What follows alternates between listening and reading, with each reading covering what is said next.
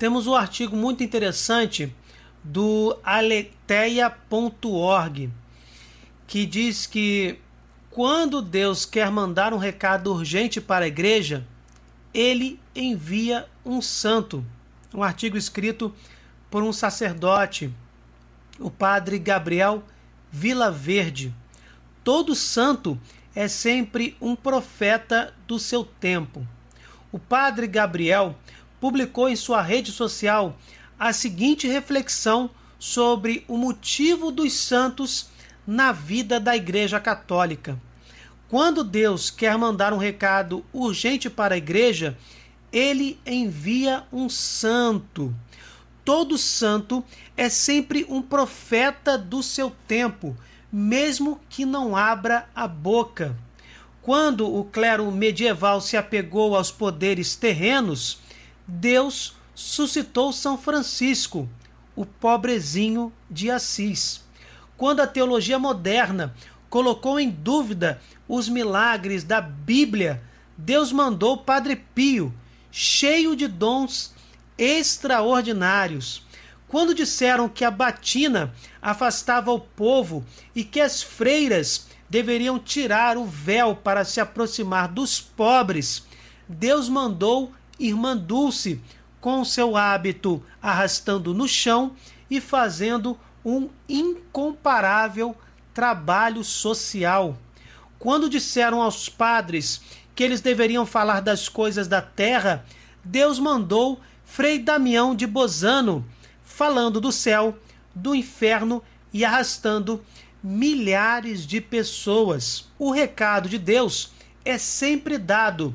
Nosso problema é insistir em não escutá-lo. E é muito interessante esta reflexão do padre Gabriel Vilaverde sobre a importância dos santos anônimos e dos santos que estão nos altares. Porque os santos, eles são exemplos de discipulado. Jesus Cristo é nosso Senhor, é nosso único mediador entre Deus e os homens, mas os santos são a prova concreta de que é possível seguir Jesus Cristo. Em Mateus 16, do 24 ao 26, Jesus diz: quem quiser me seguir, tome a sua cruz, renuncie a si mesmo e venha. Mas tais palavras podem ser muito duras se ficarem somente na teoria. Se nós meditarmos as bem-aventuranças, podemos também ficar preocupados. Mas os santos nos ajudam a exercer o cristianismo ensinado por Jesus na prática, concretamente. Eles são imitadores que vivem o discipulado, porque eles estão imitando Jesus Cristo. A gente pode dizer: mas Marcos, nós só precisamos imitar Jesus. Simples assim. A gente olha para Jesus, olha para os seus exemplos que estão lá nos evangelhos e simplesmente o imitamos. Acontece que, se não fossem os santos, tais ensinamentos poderiam ficar apenas na superficialidade dos textos sagrados. Como o próprio padre Gabriel disse, eles concretizam os ensinamentos de Jesus ao longo da história da humanidade. E a própria Sagrada Escritura, a própria Bíblia, ela nos lembra que devemos imitar aqueles que imitam Jesus Cristo. Porque tais imitadores, como já foi dito, concretizam os ensinamentos de nosso Senhor. Está lá em Hebreus 6, do 11 ao 12. Desejamos apenas que ponhais todo o empenho em guardar intacta a vossa esperança até o fim, e que, longe de vos tornardes negligentes, sejais imitadores daqueles que, pela fé e paciência, se tornam herdeiros das promessas. Também está em Eclesiástico 7, versículo 31. Teme a Deus com toda a tua alma e venera os seus sacerdotes. Os santos, eles não podem ser adorados. A adoração só convém a Deus. Quando adoramos um ser, nós estamos dizendo que aquele ser é o Deus de nossas vidas, o ser eterno, onisciente, onipotente e onipresente. Nós reconhecemos neste ser a divindade. Por isso, temos um verbo próprio, uma ação própria, adorar. Agora, venerar, tirando alguns argumentos sofistas que tentam igualar a adoração e veneração, nas Sagradas Escrituras são práticas completamente diferentes. Elas podem se complementar, mas elas são completamente diferentes. Podemos venerar e adorar Jesus, mas não podemos venerar e adorar Paulo. Podemos apenas venerá-lo, assim como está em Eclesiástico 7:31 e em tantas outras passagens bíblicas que separam de uma forma muito clara a prática da adoração e a prática da veneração. A veneração significa profundo respeito, a ponto de imitar aquele que está sendo respeitado. Por isso, em Eclesiástico 7:31, teme a Deus com toda a sua alma e venera os seus sacerdotes. Temos vários trechos bíblicos que confirmam essa diferenciação e aprovam a veneração dos santos. Não podemos simplesmente pegar um dicionário de algum idioma do planeta que talvez iguale adoração e veneração e colocar essa concepção dentro das realidades bíblicas, dentro das práticas espirituais ensinadas nas Sagradas Escrituras. A Bíblia é muito transparente em diferenciar adoração de veneração. Santos são venerados na Bíblia, reis são venerados na Bíblia, sacerdotes são venerados na Bíblia, mas a adoração só convém a Deus, que é Pai, Filho e Espírito Santo. Em Hebreus 13:7 temos assim: lembrai-vos de vossos guias que vos pregaram a palavra de Deus. Considerai como souberam encerrar a carreira e imitai-lhes a fé. As Sagradas Escrituras novamente pedem que imitemos os discípulos de Jesus Cristo. Lá no Catecismo da Igreja Católica, Magistério da Igreja, temos no parágrafo 957 a comunhão com os santos. Veneramos a memória dos habitantes do céu, não somente a título de exemplo, que é o que estamos falando até agora. Fazemo-lo ainda mais para corroborar a união de toda a Igreja no Espírito, pelo exercício da caridade fraterna, pois assim como a comunhão entre os cristãos da terra nos aproxima de Cristo, da mesma forma o consórcio com os santos nos une a Cristo, do qual, como de sua fonte e cabeça, promana toda a graça e a vida do próprio povo de Deus. Nós adoramos Cristo, qual Filho de Deus. Quanto aos mártires, os amamos quais discípulos e imitadores do Senhor.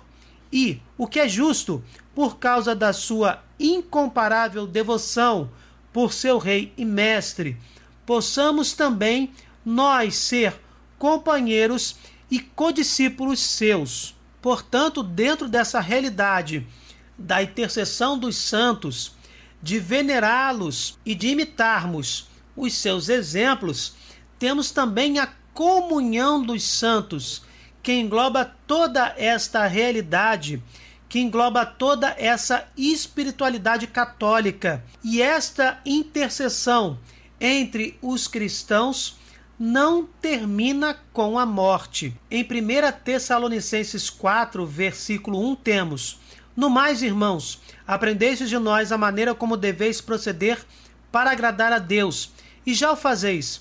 Rogamo-vos, pois, e vos exortamos no Senhor Jesus, a que progredais sempre mais. Em 1 Coríntios 4,16, por isso vos conjuro a que sejais meus imitadores. São Paulo pede aos cristãos que o imitem dentro desta realidade da intercessão dos santos, da veneração dos santos. Tornai-vos os meus imitadores, como eu sou de Cristo. Está lá em 1 Coríntios 11, versículo 1. Em Filipenses 3, verso 17, irmãos, sede meus imitadores e olhai atentamente para os que vivem segundo o exemplo que nós vos damos. Dentro desta realidade da comunhão dos santos, onde temos a imitação dos discípulos de Jesus Cristo, também temos, como já foi dito no parágrafo 957, esta realidade sobrenatural que não termina com a morte. Os irmãos podem e devem rezar uns pelos outros.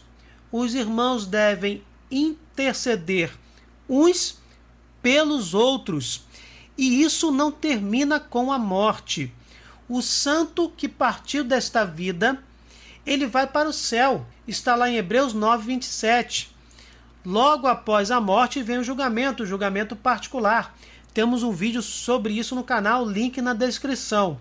Após a morte, o santo que vai para a Jerusalém Celeste comunga com a onisciência divina, está consciente e pode interceder a Jesus Cristo, o único mediador entre Deus e os homens, pelos que estão na terra e por aqueles que se purificam no estado do purgatório. Sobre o purgatório temos um vídeo no canal, link na descrição. O que precisamos entender é que qualquer um pode pedir pelo outro em oração. Uma mãe pode pedir pelo filho ter sucesso no vestibular, por exemplo. É exatamente isso que ocorre na comunhão dos santos. Cristãos vivos aqui na terra e cristãos vivos que estão nos céus, e por uma permissão especial, os cristãos que estão se purificando no purgatório podem pedir um pelo outro para que Deus realize em cada vida a sua soberana vontade. Alguns cristãos desinformados, atentos apenas ao Antigo Testamento, acreditam que os mortos dormem, esperando o fim do mundo, e por isso não podem interceder por nós, pois estariam completamente inconscientes. Porém, meus irmãos, não é isso que a Bíblia aponta. Devemos olhar para a Bíblia toda, pois o Antigo Testamento possui imperfeições a serem corrigidas ou plenamente compreendidas no Novo Testamento. Está lá em Lucas 23, do 42 ao 43. Então disse Jesus: lembra-te de mim quando entrares no teu reino. Respondeu-lhe Jesus: em verdade digo que hoje estarás comigo no paraíso. O bom ladrão que se arrependeu eficazmente no momento da crucificação ao lado de Jesus foi diretamente para o céu e estaria com Jesus na bem-aventurança celestial. Não estaria dormindo e estaria consciente. Está lá em Romanos 8, 27. E aquele que esquadrinha os corações sabe qual é a intenção do Espírito, que ele, segundo a vontade de Deus, intercede pelos santos. Em Apocalipse 6, a partir do versículo 9, quando abriu o quinto selo, vi debaixo do altar as almas dos que tinham sido mortos por causa da palavra de Deus e por causa do testemunho que deram, ou seja, santos. E clamaram com grande voz, dizendo: até quando, ó soberano, santo e verdadeiro, não julgas e vingas o nosso sangue dos que habitam sobre a terra, eles não estão dormindo. Eles estão intercedendo a Jesus, pedindo a justiça de Deus. Não estamos aqui, neste caso, no fim dos tempos.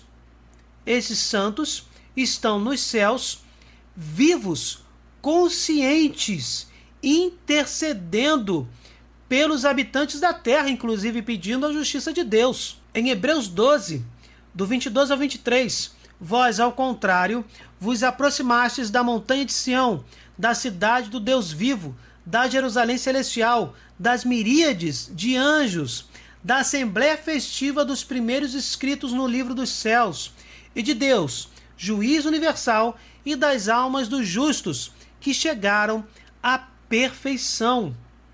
Mais uma vez, temos aqui santos nos céus, festejando, neste caso, não estão dormindo.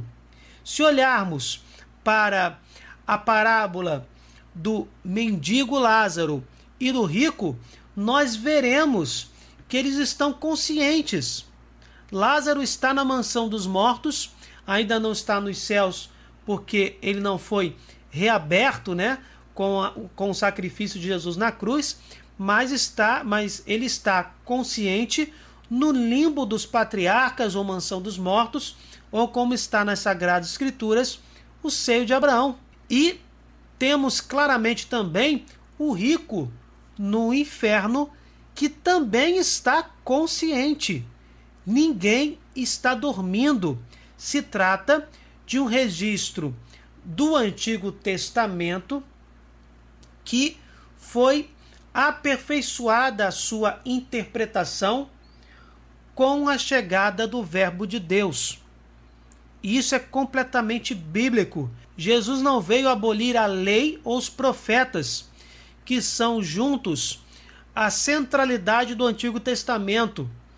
Ele disse que não veio abolir, mas levá-los ao pleno cumprimento ou à perfeição.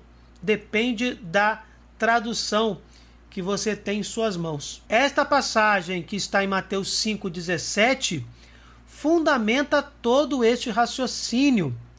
Jesus Cristo nos mostra que aqueles que partem estão conscientes, não estão dormindo, e as santas almas dos céus, juntamente com as almas do purgatório, podem pedir por nós a Jesus Cristo, dentro da realidade da comunhão dos santos.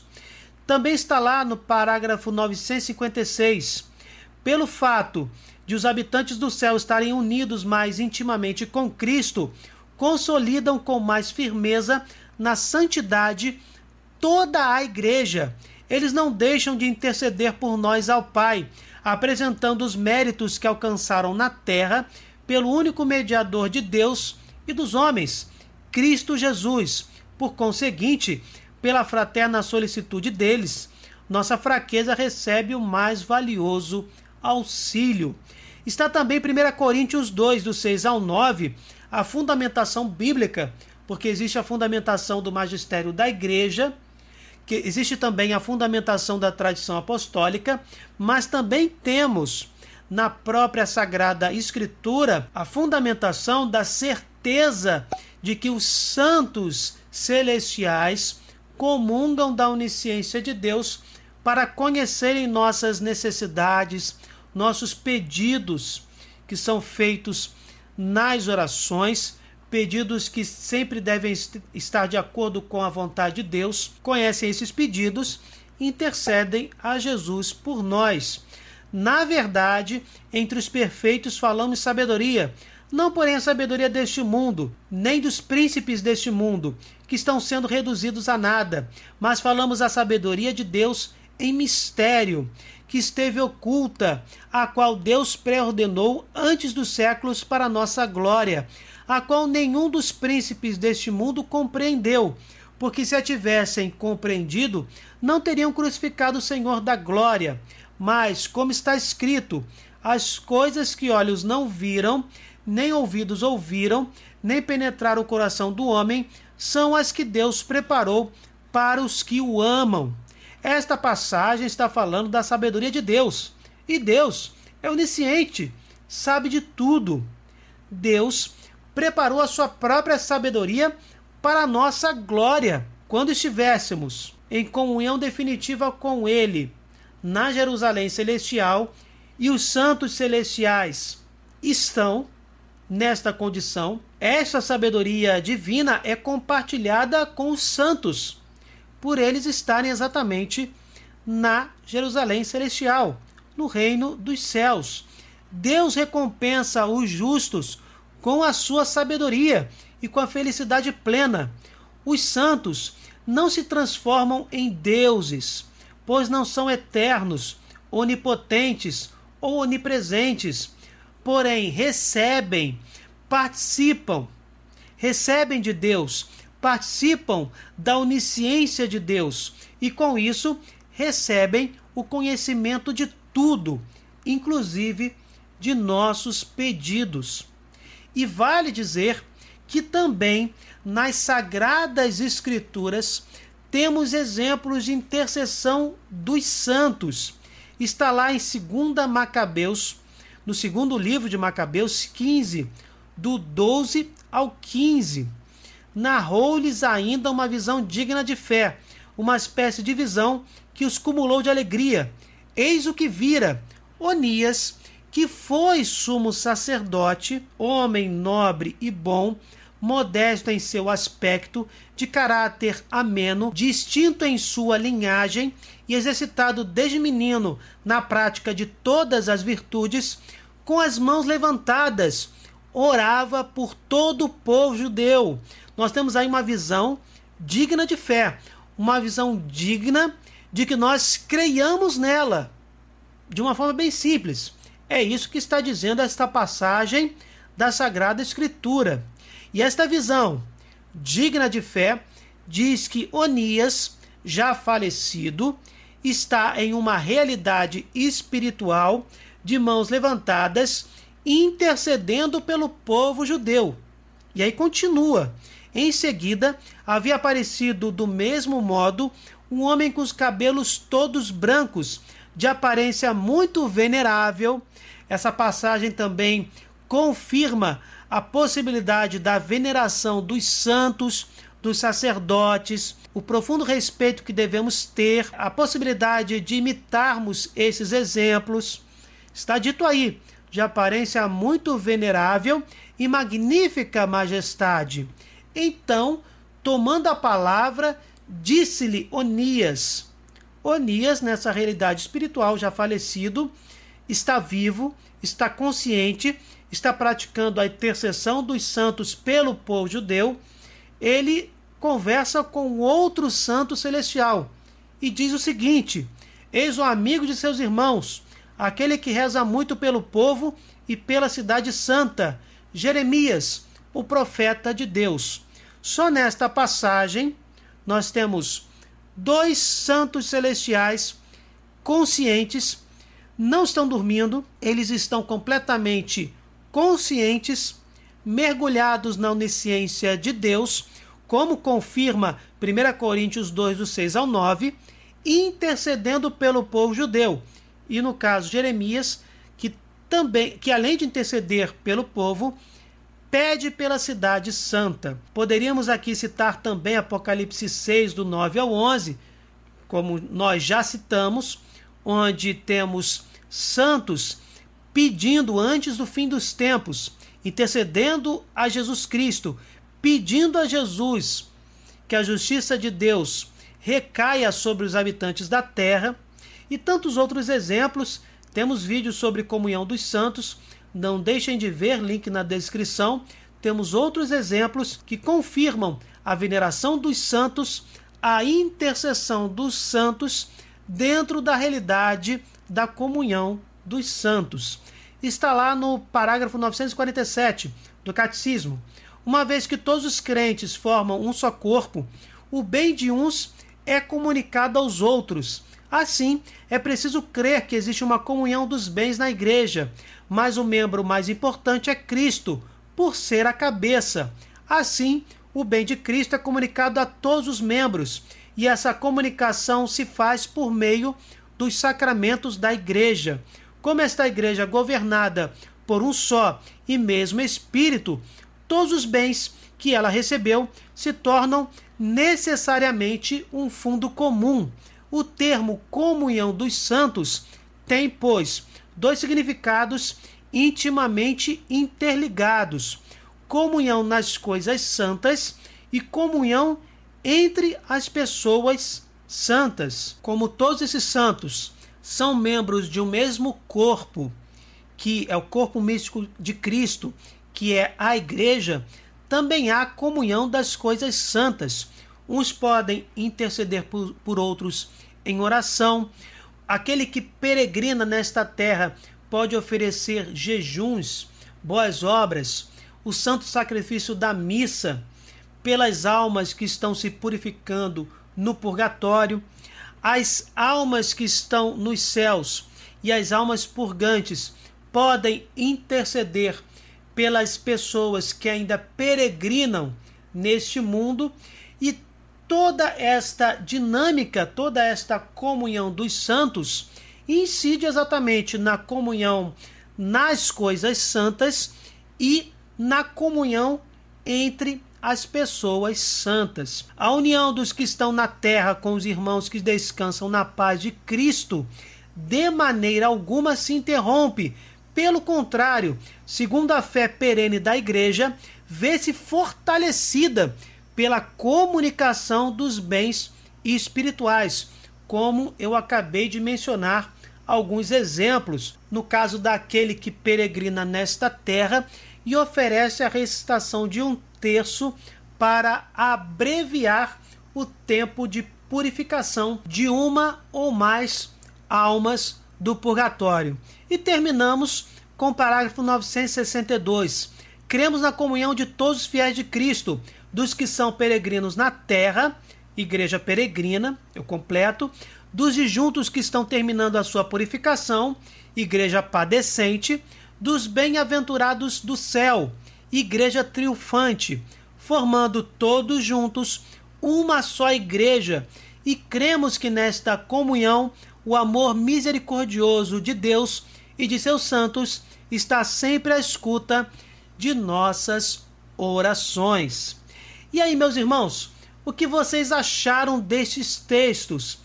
Tanto dos textos sagrados das Sagradas Escrituras, obviamente, quanto dos textos sagrados do Catecismo da Igreja Católica sobre a comunhão dos santos.